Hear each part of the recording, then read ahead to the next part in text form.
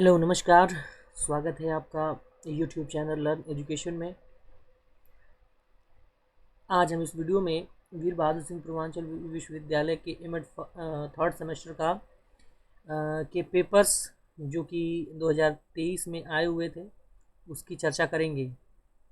साथियों, ये ध्यान दीजिएगा कि ये जो पेपर है ये महाराजा सुहेल देवराज विश्वविद्यालय आजमगढ़ के लिए भी उतना ही इम्पोर्टेंट है, क्योंकि आप जानते हैं कि वीर बहादुर सिंह पूर्वांचल यूनिवर्सिटी और सुहेल देव यूनिवर्सिटी, इन दोनों का ही एमएड का जो सिलेबस है वो बिल्कुल सेम है। ठीक है, तो ध्यान दीजिएगा, ये पेपर दोनों के लिए ही जो है बराबर महत्वपूर्ण है। ठीक है, चलिए तो आइए हम ये देख लेते हैं कि उस 2023 में क्या जो है आया हुआ था।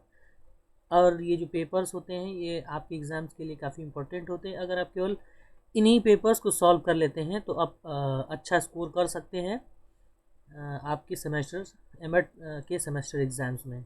ठीक है, तो आइए हम इन तीनों ही पेपर्स की चर्चा करते हैं। देखिए, जो हमारा फर्स्ट पेपर है एमएड थर्ड सेमेस्टर में, एजुकेशनल टेक्नोलॉजी एंड आईसीटी है। ठीक है ना, तो इसके फर्स्ट सेक्शन में जो क्वेश्चन आए हुए थे आप यहाँ देख सकते हैं। शैक्षिक तकनीकी के कठोर उपागम से आप क्या समझते हैं। देखिए, ये जो इसके टॉपिक्स है इसका मैंने अपने वीडियो में जो है प्लेलिस्ट में आप देख सकते हैं, वहाँ पे पढ़ाया गया है। आप वहाँ पे इसको पढ़ सकते हैं। ठीक है ना, तो यहाँ पे शैक्षिक तकनीकी कठोर उपागम से आप क्या समझते हैं। कठोर उपागम हार्डवेयर अप्रोच, ठीक है, क्या होता है। ठीक, उसके बाद दूसरा प्रश्न, अभिक्रमित अधिगम के 5 सिद्धांतों को लिखिए। अभिक्रमित अधिगम के जो 5 सिद्धांत हैं उनको यहाँ पर लिखना है। कंप्यूटर सहायित अनुदेशन के 4 महत्व लिखिए। कंप्यूटर एडेड इंस्ट्रक्शन का क्या महत्व है, उसमें से 4 महत्वों को यहाँ पर लिखना है। ठीक है ना, उसके बाद आप यहाँ पे देख सकते हैं शिक्षण और अनुदेशन में विभेद, कोई दो अंतर बताना है। शिक्षण और अनुदेशन में कोई दो अंतर। देखिए, ये आपने बीएड किया होगा, उसमें भी ये सेम ऐसे ही लगभग क्वेश्चन पूछता हुआ है। ठीक है ना, तो ज़्यादा घबराने की जरूरत नहीं है। ये बीएड का ही जो आईसीटी का पेपर होता था वो ऐसे ही ये प्रश्न उसमें भी पूछे जाते थे। शिक्षण के विभिन्न चरणों के शिक्षण के जो विभिन्न चरण हैं, स्टेज ऑफ टीचिंग है ना, जो आपने अंतः क्रियावस्था या पूर्व क्रियावस्था, अंतः क्रियावस्था और उत्तर क्रियावस्था पढ़ा, उसके बारे में यहाँ पर पूछ रहा है। इन्फॉर्मेशन क्या है, सूचना क्या है। ठीक है, उसके बाद यहाँ पर अगला प्रश्न पूछा गया है, संप्रेषण हेतु माध्यम के चुनाव हेतु कोई 4 प्रमुख मानदंड लिखिए। यानी शिक्षण किस माध्यम में होना चाहिए। ठीक है ना, शिक्षण को हम मौखिक रूप से करेंगे कि जो है डिमॉन्स्ट्रेशन से करेंगे, या फिर किस माध्यम द्वारा संप्रेषण होगा, कम्युनिकेशन होगा। इसके चुनाव के लिए कुछ क्राइटेरिया है, उसी क्राइटेरिया मानदंड को यहाँ लिखना है। ठीक है, शिक्षा के क्षेत्र में ओडीएलएस का पूरा नाम लिखिए। ठीक है, ओपन डिस्टेंस लर्निंग सिस्टम, ये इसका पूरा नाम होगा। What is the difference between interactivity and networking, अंतः क्रियाशीलता और नेटवर्किंग में विभेदीकरण कीजिए। अंतः क्रियाशीलता और नेटवर्किंग का अर्थ यहाँ पर लिखना है, परिभाषा लिखनी है। शिक्षार्थी सहायता सेवाएं क्या है, लर्निंग सपोर्ट सर्विस। ठीक है इसको यहाँ पर लिखना है। उसके बाद जो सेकेंड सेक्शन है उसमें पूछा गया है लघु उत्तरीय में कि वर्तमान परिप्रेक्ष्य के आधार पर शैक्षिक तकनीकी के विस्तार का वर्णन कीजिए। यानी कि आज हमारा जो वर्तमान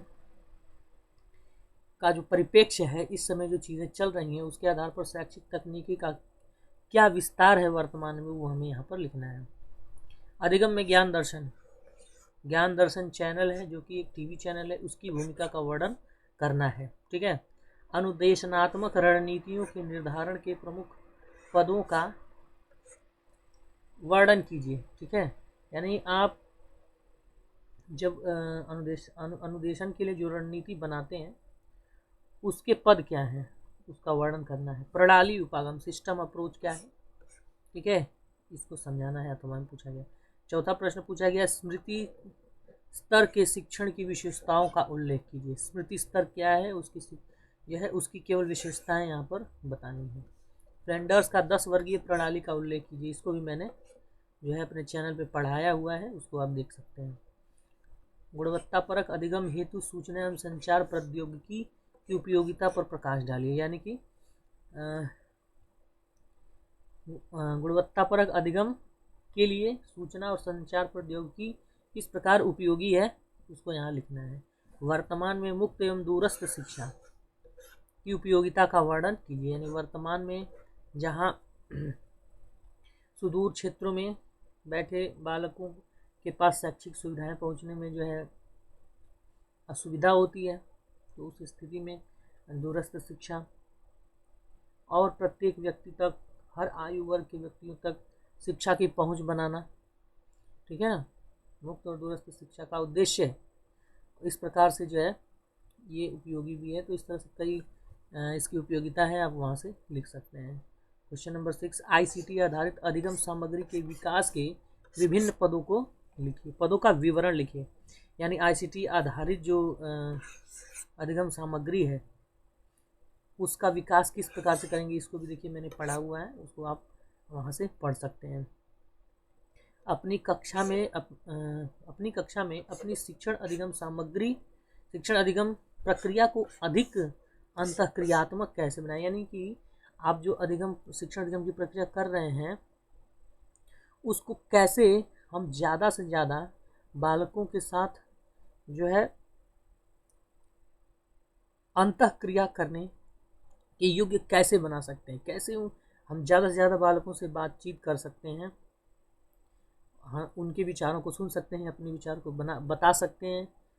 ये जो कार्य है वो अधिक से अधिक किस प्रकार से कर सकते हैं, वो हमें यहाँ पर लिखना है। दीर्घोत्तरीय में ये पूछा गया है, शैक्षिक तकनीकी के मनोवैज्ञानिक आधारों का वर्णन कीजिए। यानी शैक्षिक तकनीकी के जो मनोवैज्ञानिक आधार है, साइकोलॉजिकल जो बेसिस हैं, वो हमें यहाँ पर लिखना है। ठीक है, तो ये भी मैंने चैनल पे पढ़ाया हुआ है, आप देख सकते हैं। अभिक्रमित अनुदेशन सामग्री का विकास कैसे किया जाएगा, ये टॉपिक भी मैंने अपने चैनल पे पढ़ाया है, उसको आप वहाँ पर जाकर देख सकते हैं। क्वेश्चन नंबर 9, शिक्षण प्रतिमान क्या है। ठीक है ना, टीचिंग मॉडल। शिक्षण प्रतिमान के बारे में आपने बीएड में भी पढ़ा होगा, और वहाँ भी मैंने जो है अवबोध स्तर, स्मृति, अवबोध और चिंतन जो शिक्षण के स्तर हैं, उसमें से अवबोध स्तर के शिक्षण हेतु शिक्षण प्रतिमान का वर्णन कीजिए। ठीक है, तो अवबोध स्तर के जो शिक्षण प्रतिमान है उनमें से किसी एक का वर्णन करना है। ठीक है ना। आगे जो है 10वां प्रश्न पूछा गया है, मल्टीमीडिया पैकेज क्या है, कि विकास हेतु प्रयुक्त तो पदों को स्पष्ट कीजिए। यानी मल्टीमीडिया पैकेज के बारे में यहाँ पर बताना है। क्वेश्चन नंबर 11 पूछा गया है, अनौपचारिक शिक्षा में परामर्शन की उपयोगिता बताइए। यानी जब अनौपचारिक शिक्षा देते हैं, जैसे अनौपचारिक का मतलब है ना जो औपचारिक संस्थाओं में अर्थात विद्यालय में नहीं दी जाती ऐसी शिक्षा, ठीक है, तो उसमें परामर्श की कितनी भूमिका है, क्या उपयोगिता है, वो लिखना है। इस संदर्भ में आईसीटी की उपयोगिता लिखिए। यानी परामर्शन में आईसीटी किस प्रकार से उपयोगी है। ठीक है, तो ये रहा हमारा फर्स्ट पेपर। आइए सेकेंड पेपर की भी चर्चा यहाँ पर कर लेते हैं। तो साथियों, ये हमारा एमएड थर्ड सेमेस्टर का सेकेंड पेपर है, जिसमें जो है सेकेंडरी एजुकेशन है ना, माध्यमिक शिक्षा, स्टेटस इश्यूज एंड कंसर्न्स। ठीक है, ये पेपर का नाम है। आइए फर्स्ट सेक्शन में देखते हैं अति लघु उत्तरीय प्रश्न में क्या पूछा गया था 2023 में। ठीक है, तो फर्स्ट क्वेश्चन हमारा था, देखिए चार्टर एक्ट 1813 को यहाँ पर पूछा गया है, काफ़ी इम्पोर्टेंट है। चार्टर एक्ट प्राच्य पाश्चात्य विवाद के बाद ये जो है शुरू किया गया था। शिक्षा के संबंधित किसी एक सिफारिश को बताइए। यानी चार्टर एक्ट में जो प्रावधान किए गए थे उसमें से किसी एक सिफारिश को, जो एक सिफारिश है उसको यहाँ पर लिखना है। ठीक, क्वेश्चन नंबर 2 पूछा गया वुड डिस्पैच क्या है। घोषणा पत्र जो वुड का है वो क्या है, इसे शिक्षा का, भारतीय शिक्षा का मैग्ना कार्टा क्यों कहा जाता है। ठीक है ना। तो वुड डिस्पैच भी कहीं ना कहीं किसी चार्टर एक्ट का ही कारण था। ठीक है, वो इसको यहाँ पर लिखना है। तीसरा क्वेश्चन पूछा गया माध्यमिक शिक्षा के संदर्भ में भारतीय तथा जापानी मूल्यांकन पद्धति में कोई एक अंतर बताइए। यानी कि हमें यहाँ तुलनात्मक शिक्षा से प्रश्न पूछा गया है। तो माध्यमिक शिक्षा के संदर्भ में भारत और जापान में किस प्रकार से मूल्यांकन में अंतर है, उसमें से कोई एक अंतर यहाँ पर लिखना है। कस्तूरबा विद्यालयों की किन्हीं दो विशेषताओं को बताइए। कस्तूरबा विद्यालय की विशेषताएं, यहाँ पर दो विशेषताएं लिखनी है। पांचवा अनौपचारिक, औपचारिक और निरौपचारिक शिक्षा में एक अंतर बताइए। एक एक अंतर क्यों लिखना है ये आप जानते होंगे। रमसा क्या है, राष्ट्रीय माध्यमिक शिक्षा अभियान और सर्व शिक्षा अभियान में कोई दो अंतर बताइए। देखिए राष्ट्रीय माध्यमिक शिक्षा अभियान इसी का एक भाग है। ठीक है ना। तो इनमें दो अंतर हमें लिखना है। मठ तथा विहार में अंतर बताइए। देखिए बौद्ध शिक्षा प्रणाली से संबंधित यहाँ पर लिखा हुआ है। मठ और विहार में अंतर क्या है। NCVE, ठीक है, national council of vocational education के उद्देश्य यहाँ पर बताना है। National council of vocational education के दो मुख्य उद्देश्यों को यहाँ पर लिखना है। नवा प्रश्न पूछा गया इग्नू की स्थापना कब और स्थापना कब की गई थी, इसका मुख्य उद्देश्य क्या है। ठीक है, तो इग्नू की स्थापना, Indira Gandhi national open university की जो स्थापना है वो कब की गई थी, वो यहाँ पर लिखना है, उद्देश्य लिख लेना है। क्वेश्चन नंबर 10 पूछा गया SCERT, state council of education research and training and national council of research education and training की कार्यों में कोई दो अंतर बताइए। ये राज्य स्तरीय है, ये राष्ट्र स्तरीय है, इनके कार्य क्या हैं, इनमें दो अंतर यहाँ पर आपको लिख देना है। ठीक है ना। क्वेश्चन और यहाँ पे दूसरा सेक्शन B लघुत्तरी प्रश्न में जो पूछा गया, देखिए यहाँ भी तुलनात्मक शिक्षा से पूछा गया है। USA, UK और जापान में पाए जाने वाले माध्यमिक शिक्षा की पाठ्यचर्या के मध्य अंतर स्पष्ट कीजिए। ठीक है ना। आपके अनुसार इनमें से कौन सा सबसे अच्छा है और क्यों। पाठ्यचर्या इन तीनों जो राष्ट्र हैं, ये जो इनके माध्यमिक शिक्षा की जो पाठ्यचर्या है उसमें अंतर बताना है और कौन सा सबसे अच्छा है ये भी बताना है। भारतीय तथा, ये भी तुलनात्मक शिक्षा से ये भी प्रश्न पूछा गया अथवा से, भारतीय तथा USA की माध्यमिक शिक्षा की मूल्यांकन पद्धति में अंतर स्पष्ट कीजिए। ठीक है ना। फिर से ये प्रश्न पूछा गया है, देख रहे हैं, उसमें जापान और भारत से पूछा गया था, यहाँ पर USA और जापान में की मूल्यांकन पद्धति में अंतर पूछा गया। आपके अनुसार इनमें से कौन सा अच्छा है, क्यों। तीसरा प्रश्न नई शिक्षा नीति 1986 की मुख्य सिफारिशों की व्याख्या कीजिए। ठीक है। क्वेश्चन नंबर यहाँ पर 3 में पूछा गया है अथवा में explain POA, plan of action, ठीक है, 1992 क्या है पूछा गया है। चौथा प्रश्न पूछा गया शिक्षा की विभिन्न एजेंसियां कौन है। एजेंसीज ऑफ एजुकेशन, शिक्षा के अभिकरण यहाँ पर पूछा गया। दूरस्थ शिक्षा व्यवस्था की व्याख्या करना है। NSDM के मुख्य उद्देश्यों को लिखिए। NSDM मीन्स होता है ये नेशनल स्किल डेवलपमेंट मिशन। ठीक है ना, नेशनल स्किल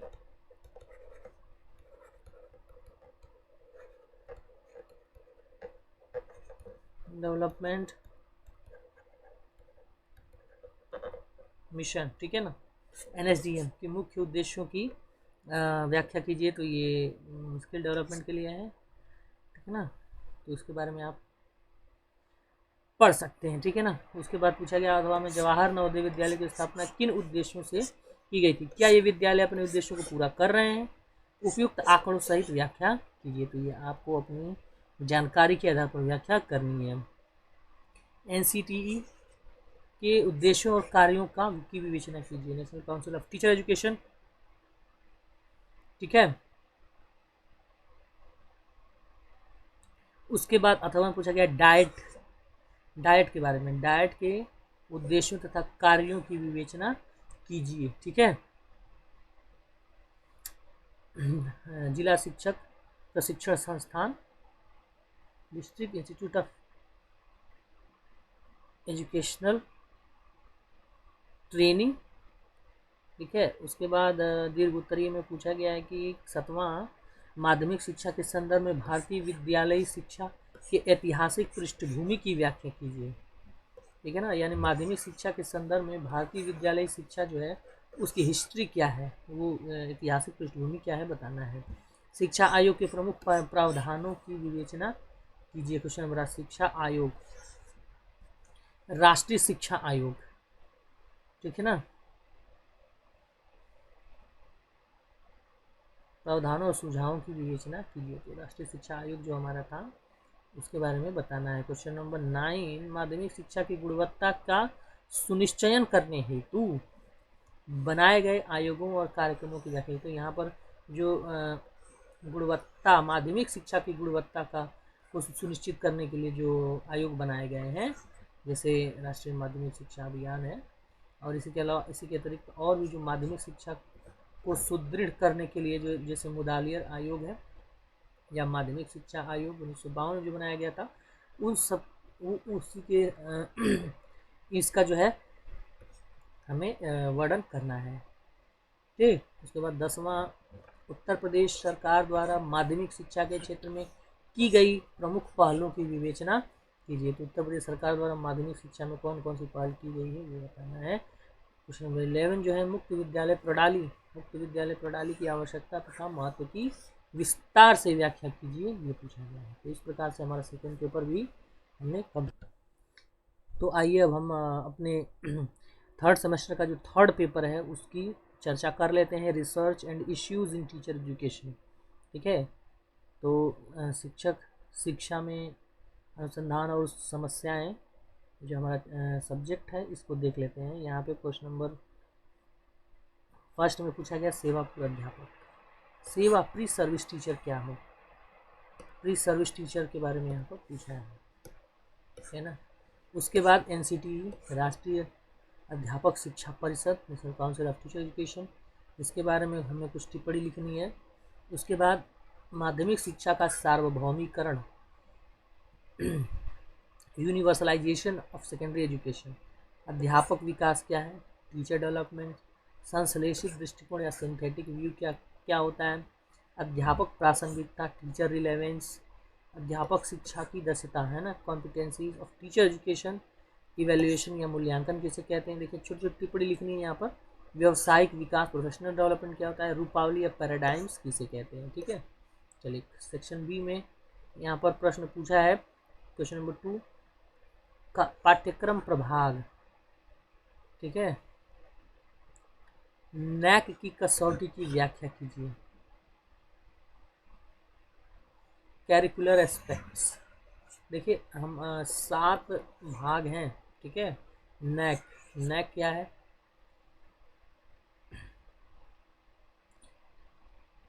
ये जो है NAAC एक संस्था है जो विश्वविद्यालयों को ग्रेडिंग प्रदान करती है उसकी गुणवत्ता सुधार के लिए, ठीक है ना। गुणवत्ता के आधार पर ग्रेडिंग जो है प्रदान करती है। तो उसमें जो पाठ्यक्रम प्रभाग है उसकी कसौटियाँ क्या हैं ये यहाँ पर पूछा गया है। शिक्षक शिक्षा संस्थानों के आकलन प्रक्रिया का उल्लेख कीजिए, ठीक है। यानी शिक्षक शिक्षा संस्थान है उसकी आकलन प्रक्रिया किस प्रकार से की जाती है वो यहाँ पर लिखना है। सैद्धांतिक अनुसंधान हेतु यानी थ्योरेटिकल रिसर्च हेतु शोध अभिकल्प तैयार कीजिए, ठीक है ना। थ्योरेटिकल रिसर्च के लिए कोई रिसर्च डिज़ाइन जो है यहाँ पर बनानी है, ठीक है। उसके बाद इसमें पूछा गया है शिक्षक शिक्षा क्षेत्र हेतु शोध प्रारूप तैयार कीजिए, शिक्षक शिक्षा में एक शोध प्रारूप बनाना है। सहभागी क्रिया अनुसंधान के पदों का उल्लेख कीजिए, ठीक है। फिर अध्यापक प्रभावशीलता का मूल्यांकन कैसे किया जा सकता है, टीचर इफेक्टिवनेस का, ठीक है ना। तो उसके बाद यहाँ पर क्वेश्चन नंबर 5 में पूछा गया है शिक्षक शिक्षा के अध्यापकों की गुणवत्ता और कमियों की विवेचना कीजिए। तो शिक्षक शिक्षा के जो अध्यापक होते हैं उनकी गुणवत्ता है और कमियां क्या है उसकी विवेचना करनी है। उसके बाद प्रश्न पूछा गया कि कैसे प्रतिबद्धता अध्यापक शिक्षा को बढ़ावा देने से संबंधित है। ठीक है। क्वेश्चन नंबर 6, अध्यापक विकास के पारंपरिक तथा शैक्षणिक उपागमों में विभेद कीजिए।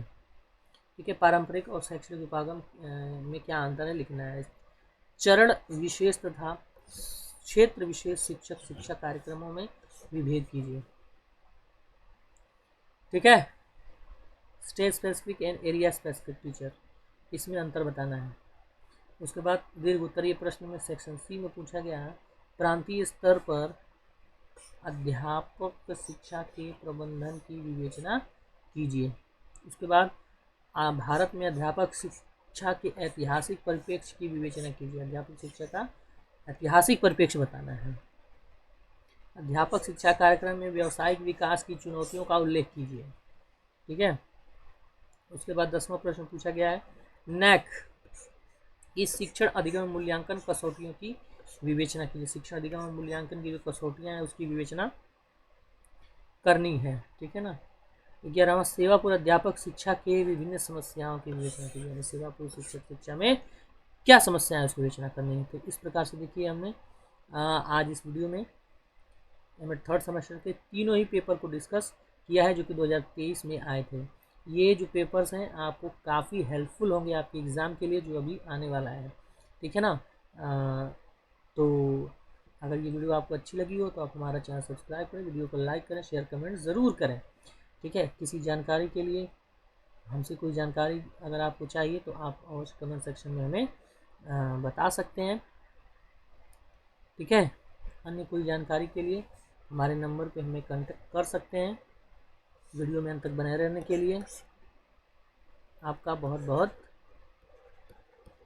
धन्यवाद।